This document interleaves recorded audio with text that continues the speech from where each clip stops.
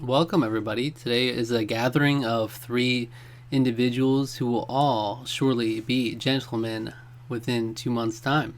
Yeah, Absolutely. we're always, confidence is always the what we have in these opening shows, right? Hmm. Yeah, we had that a lot, and then a Yeah, lot of we times it backfires. Have we ever had a full house of gentlemen, like three gentlemen? I don't think we've had it yet. no, hasn't happened yet. I think this is the time to do it if there's ever a time. All Hmm. right. So, in case you don't know, we do this thing on the RNG Discord, which is a link in the description if you want to join it. Where every so often we'll have a Gents challenge, which is where you're paired up with somebody randomly, and you each have a list of games that you want to finish, and the other person assigns you a game to finish, and if you beat it within the 2 month time period, you're declared a gent, and if not, you're declared a rascal. And if you beat both games you're assigned, you're a supreme gent. So only for the most esteemed individuals that title is reserved. This time around, it's just the Gents Challenge 2021. A lot of times there will be themes. This time it's just a standard one. You got to pick which game your partner would start with and which one will be their second game. This time around, I was paired with Shadow Eternia. Oh, I hear myself. Did you hear me echo? Yeah, I did. That was interesting. It was just like 1 second though. Yeah. Okay. I was paired with Shadow Eternia, and I assigned him The Legend of Zelda: The Wind Waker HD and Fable Anniversary. Okay, so Wind Waker HD I had previously beat in a Gents Challenge video that we did, and I love that game, so I was like, I have to give him the chance to play that. And I love Fable too, but Fable as well. Fable what? Fable. What is Fable?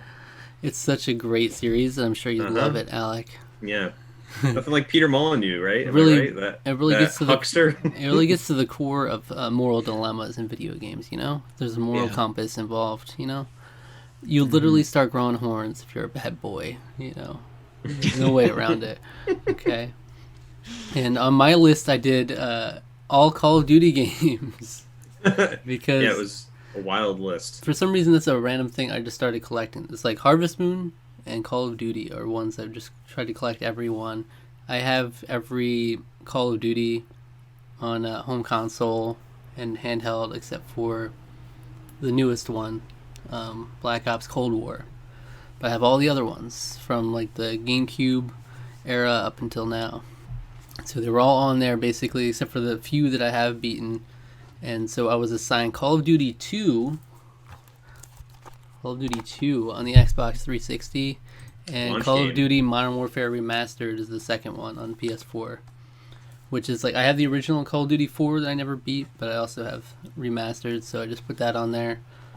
And I have played that, but just a lot of multiplayer of that game, not the single player.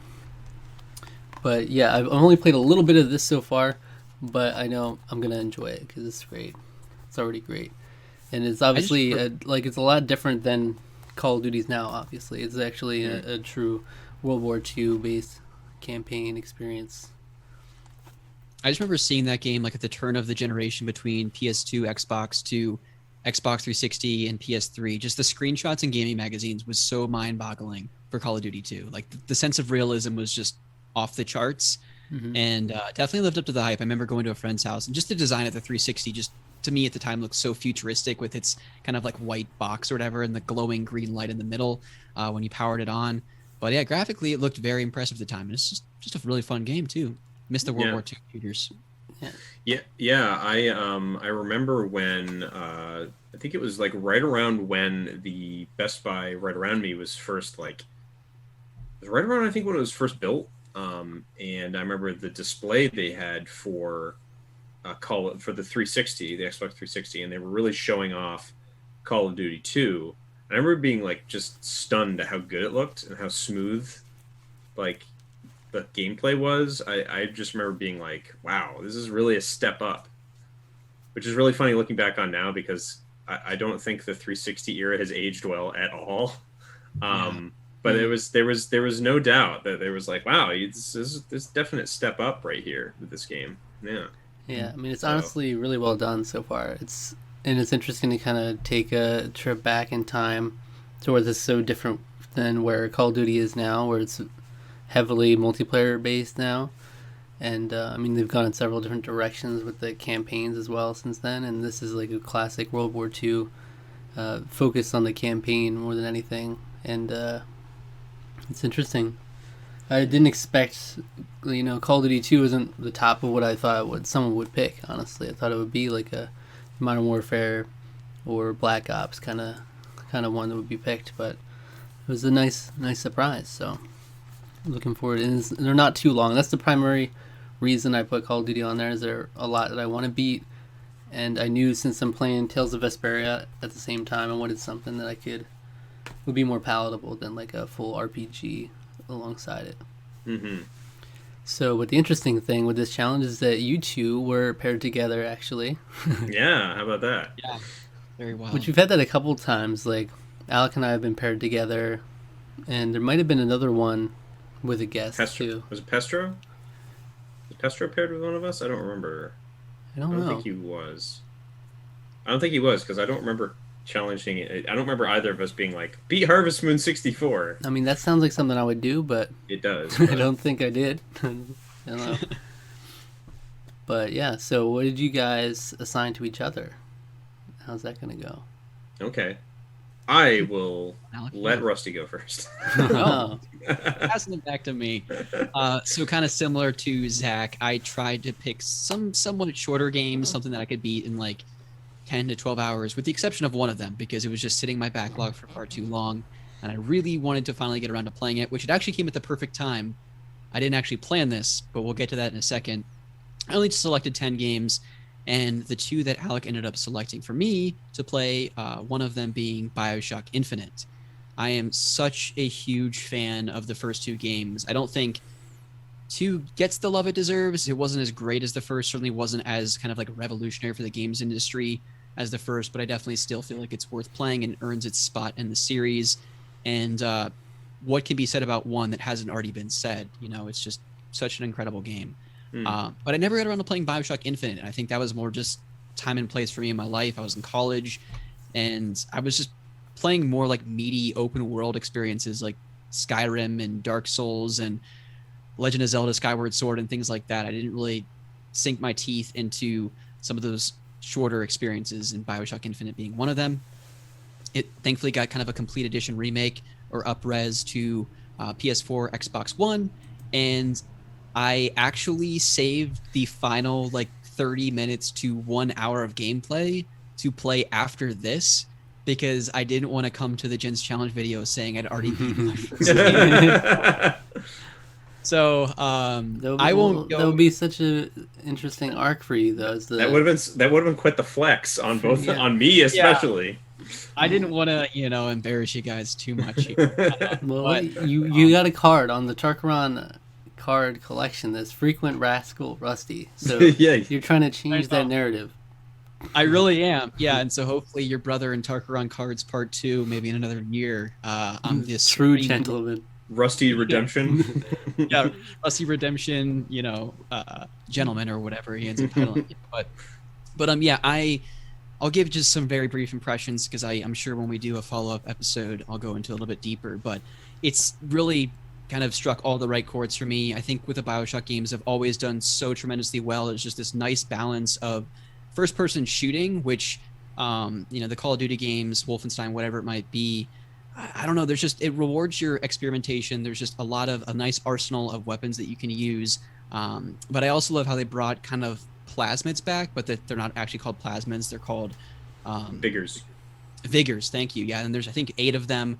And just the balance between the shooting mechanics and using these Vigors is just so much fun, because there really isn't any right way to do it necessarily. I mean, some of them, you can't use fire against fire, for some of these different enemies. But the world of Columbia, I don't even know what to say. Certainly breathtaking when you first are introduced to it. Very reminiscent of walking out in the world of Breath of the Wild, or walking out of the sewers in Oblivion. Just really impressive, and a nice contrast to the beginning of the game.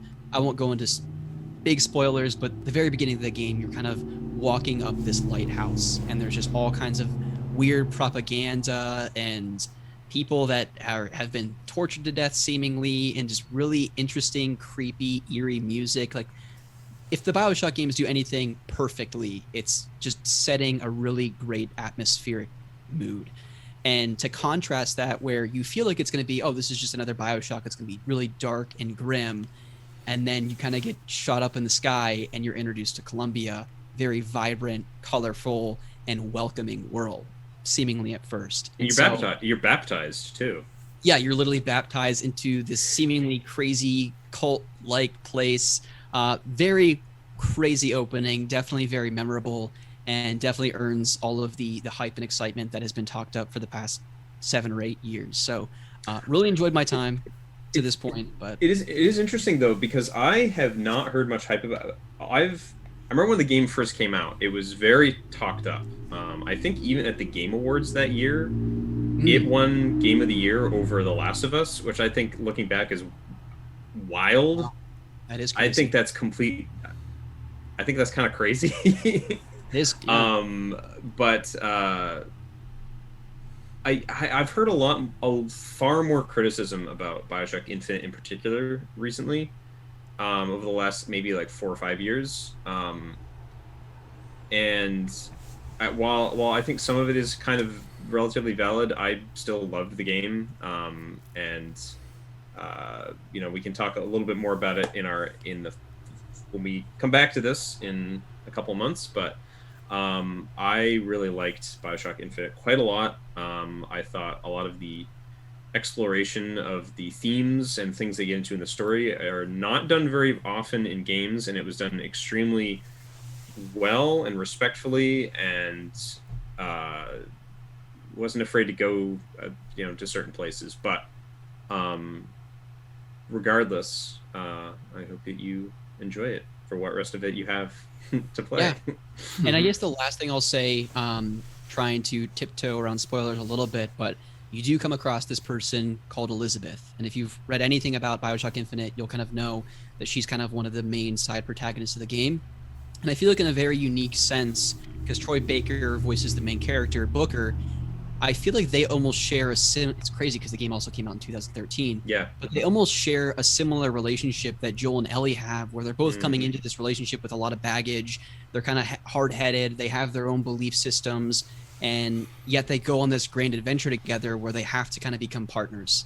And it's really interesting how, Elizabeth isn't voiced by Ashley Johnson, but it's really interesting that there's kind of this duality in the storylines there. Yeah. I also have a personal connection to it because my senior year of college, we performed the a cappella version of God Only Knows that's in BioShock Infinite, which is towards the beginning of the game.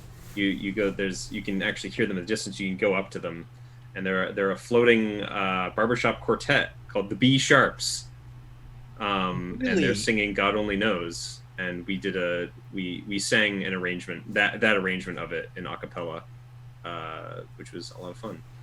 That's amazing. And I guess that's another thing about the game. Again, I could go on for days and I won't, but there's so much stuff. There's so much like hidden details and stuff. It's very cool. Yes. Yeah. Absolutely. Very cool. So yes, hopefully, I'll finish it tonight, if not in the next few days, and I'll talk more about it here in a few months. But the other game that I cannot wait to get more deep into is 2018's God of War. I started playing it on Twitch. I streamed a few hours of it and really enjoyed it, but for me it wasn't really conducive to a stream just because I wanted to be so zeroed in and locked into that story, because it is a far more personal tale than the earlier God of War games, and when you're keeping up with chat, it just doesn't really work very well. And thankfully, Santa Monica Studios just rolled out a PS5 upgrade, so it runs at 60 frames and 4K resolution, mumbo jumbo stuff. It looks better and it runs faster. So yeah, all that good stuff. So I cannot wait to get back into that. I don't even really remember where I was at necessarily, so it might be best if I kind of start from square one and just play through those earlier hours again, because it is a story you want to play beginning to end in just kind of a few sittings, I believe. So yeah, it's an amazing game. I don't remember what happened, like why I put it down, but like I came very close to the end. I actually didn't realize how close to the end I was until I picked it back up again before I moved earlier last year, back in June. And I beat the game after like 2 hours of picking it back up again. I was like, oh, geez. I didn't realize I was this close to beating it. But there's all kinds of extra stuff that I want to go back and do that I was actually working on before I moved. There's just a lot of extra content in that game that's just not tied directly to the story. A lot of little side things to do, and yeah, I definitely want to work on getting the platinum for that, because it's a game that totally deserves that time. So yeah, It's I hope well. hope you enjoy it. Hope you get to be Supreme Gent, because it's I hope so too. game's totally I worth hope, it. So. What about yourself, Alec? What did you get challenged to play? So much like the same theme as Zach, I went with games that, because I'm playing Tales of Vesperia, trying to pick games that I knew were shorter, maybe like a 10 to 12 hour kind of game. So my list was full of a bunch of ones. I just kind of was brainstorming. So the ones Rusty picked for me ended up being Wolfenstein: The New Order and Greece, or Gris. Gris. I don't know how you pronounce it. It was a game that came out a couple of years ago, an indie game. It's just one of the most like gorgeous art styles I've ever seen in that game. But Wolfenstein came out. I don't remember. It was 2014, I think. Yeah, 14 or 15, I think. I think it was like 14. And it was just kind of a revitalizing Wolfenstein yet again. They tried to do it on the 360. I don't know if I don't think it really caught on. I don't even know if the game is very good. But they sort of tried to reboot it again. And it was a resounding success. I remember all the advertisements for it were awesome. I remember going over to actually... I don't know if one of my housemates, I don't remember if he was playing it. I think he was there. But I remember there was a moment in the game I was watching someone play the 360 version, and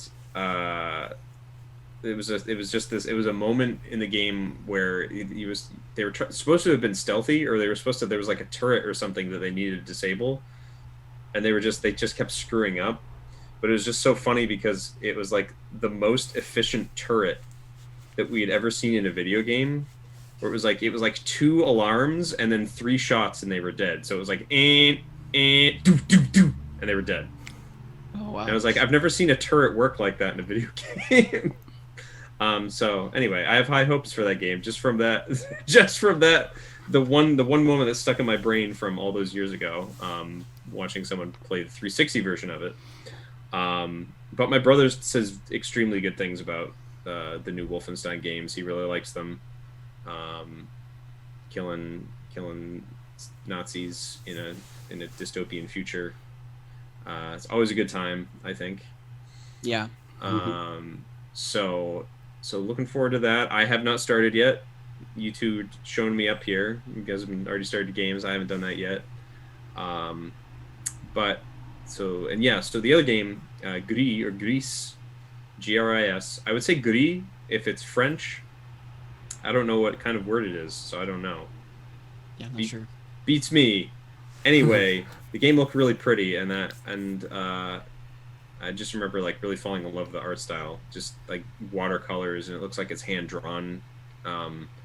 Just very interesting, sort of a side-scrolling indie game. It looks like one of those artsy fartsy type of things, but that's stuff that I like enjoy in games.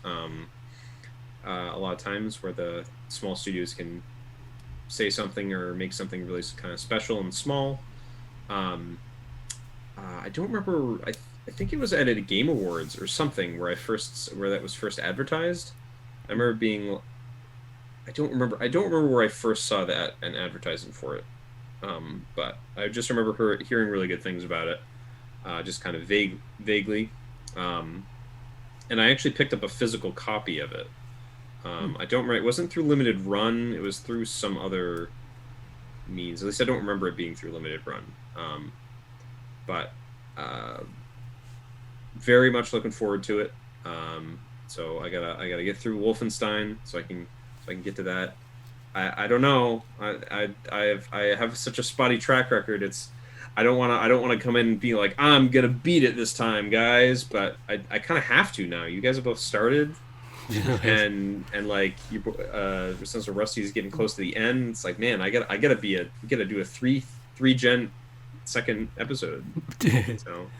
Well, Wolfenstein is one of those games where it's kind of like Dishonored in that sense too, where like you can really play it two different ways. You can be super stealthy, which is kind of the approach I would typically take, unless there's just certain sections where you want to go in guns blazing, or you can just kind of power through and just run in, and there's definitely no shortage of ammo to just blow a bunch of people up and shoot people down. So I don't know. One of the interesting things, though, I think that I'm curious to hear what you think about is, I don't want to say it's a deeply personal story, but I definitely think they try to humanize BJ Blazkowicz quite a bit more than they probably did in previous games. Yeah. And I think that's why people probably took a liking to it a bit more than maybe the 2008 Wolfenstein or whatever it was, because there actually is a story there worth paying attention to. Yeah. Like I said, my brother has very, very good things to say about it. I tend to trust his judgment because he's very picky about things. Sorry, Jeff, if you're watching this, but you do tend to be kind of picky about things. So, but he says very good things about it. So I'm looking forward to finally getting into it. So I will have to do that soon. See, that's what I was gonna ask. Is what do you think your odds are of being a gent? We usually try to predict how we're gonna do. I'd say pretty good. I feel like it's one of those games where I haven't played a first-person shooter in a while, and I say that as somebody who's been playing Destiny all the time. I haven't played like a console first-person shooter in a while. And I feel like I'm kind of I need to get into that. You know, Destiny is a very, like, I play it with friends, so it's a very like, yeah. I mean, I can't play it by myself, but it's a different feeling game. It's all about loot, right? It's a lifestyle game. It's not like a single player, I'm just going to go through a campaign and then that'll be it type of game. So I haven't done that like for a first person shooter in quite a long time. So I'm looking forward to doing that. Yeah, I'm pretty confident that I'll be a gent. I'm not as confident as I have been in the past because I don't want to give myself too much credit, but because I Lord knows I get distracted. I was playing Tony Hawk like from basically nowhere a couple weeks ago. Like I was just like, you know what? I've got Pop Tony Hawk in, and I played it for like 6 hours.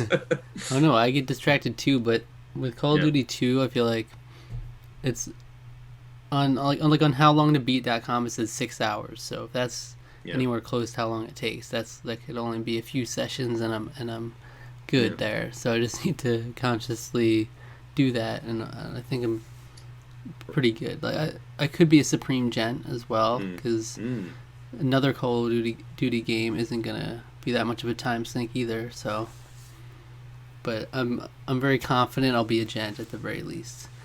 Now, Rusty, you're a guaranteed gent, right? Yeah, basically. Yeah. Okay, so how much are you in the gent mindset? Like, if your save data is destroyed right now, are you able to push through and play through the whole game again? So that's a great question, actually, because I've been on a huge trophy collecting kick, really I would say the past couple months. And one of the trophies for BioShock Infinite is actually beating the game on the hardest difficulty. 1999 mode. It is a very hard trophy. Okay, well, it's hard. Even if I don't do the 1999 mode, there's another trophy for never using the vending machines to get extra ammo and health packs and stuff like that, and that's a gold trophy.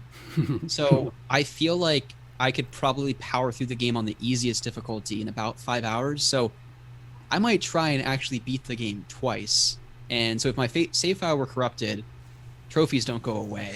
So I would just start again on the easiest difficulty and get that gold trophy as well as beating it. So my actual goal is to beat the game twice and then beat God of War as well. Is the Lost at Sea DLC included on that? I have all the DLC too, so that's another thing. Highly recommend playing through those. They're very, very good. So do you think you'll be a Supreme Gent, Rusty? What are your odds of that? My odds of Supreme Gent, I would say it's definitely over 50% because I've been staying up really unhealthy hours and I probably need to get back on a better regimen. But working from home, it's just too easy to like wake up at like 7:30, roll to bed, and stumble into my working room. But I really feel like once I get into the rhythm of God of War, I will probably beat that in like a weekend, is my guess. Maybe 2. And so I would say about a 75% chance that I'm going to be a Supreme Gent. Wow. And I'd like to also throw out there, I want to make some lofty goals here. I would like to at least beat one of the episodes of, is it Burial at Sea? Burial at Sea, that's it. Not Lost at Sea, but Burial at Sea. Well, once you play the first one, which is fairly short, you're going to want to play the second one. Because like the first one, like, it was not received very well because it was like, wow, thanks. You're gonna make us wait another like 6 months to like it's so short and ends on a pretty bummer ending. So you really have to play the second one after that, which is much better. So you've got a lot to live up to here, Rusty. You're making some lofty goals. By the end of March is when we have until. So you're telling me you're gonna be a Gent. You're gonna go for a victory lap and beat the game again. Then you're gonna be Supreme Gent. Oh my goodness! And there's another thing in the pipeline that we've both mentioned here.